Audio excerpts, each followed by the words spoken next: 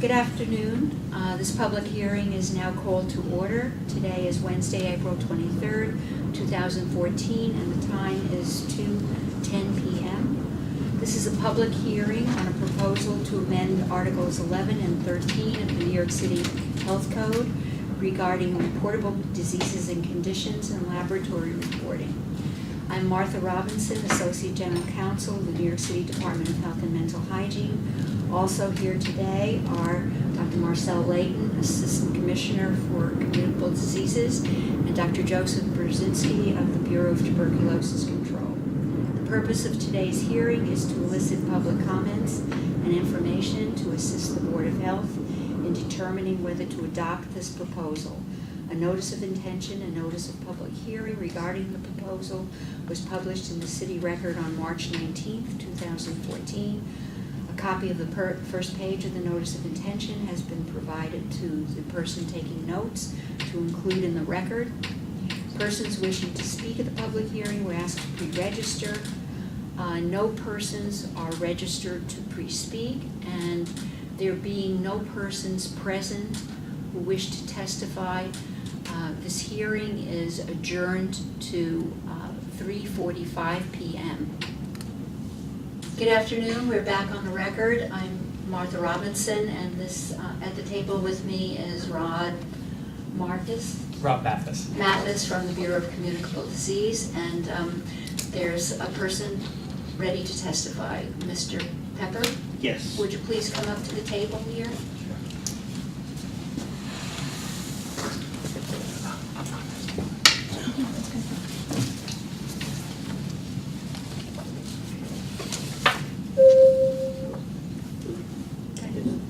Great. Is that on? I turned mine off. Okay. All right. I assume that's Just press the light. button. Just press Press the button. So red is on. There we go. Yes. Great. Good afternoon. Actually, I have copies of these. Would you like Yes, we copies would. of these now, or? Whenever you wish. It's Okay. okay. You can hold them till Okay, after sure, I'll you hold them, testify. sure. Great. Good afternoon. My name is Donovan Pepper, and I'm the National Director of Local Government Relations for the Walgreens Company, as well as Duane Reade. We're the two pharmacy chains that operate a combined 320 retail drugstores here within New York City and over 480 stores in New York State.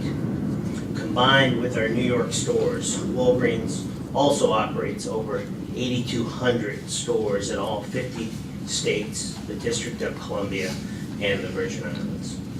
Representing the nation's and New York City's largest pharmacy chain, I'm here to express concern about the promulgation of the proposed rules today that would seek to require that most pharmacies provide the department with sales data information regarding certain over-the-counter products and certain prescription drugs that are sold today in the interest of public health.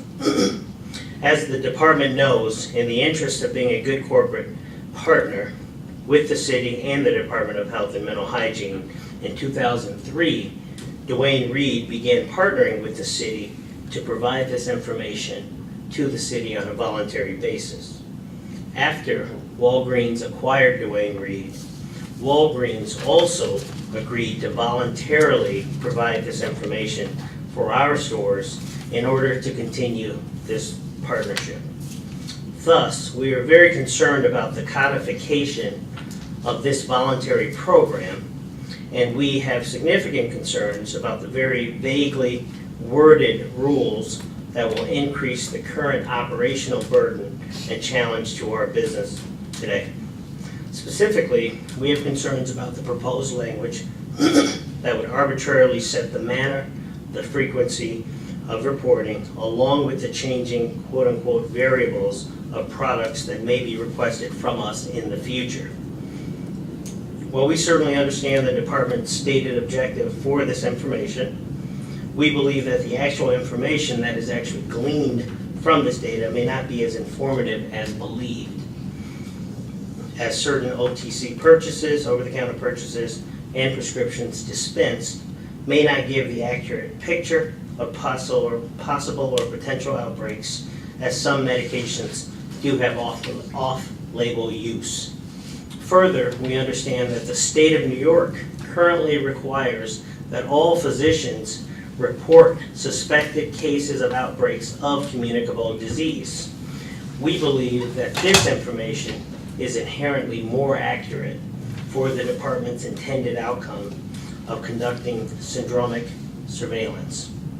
As I stated earlier, our two companies have been regularly, voluntarily providing this information to the department for years.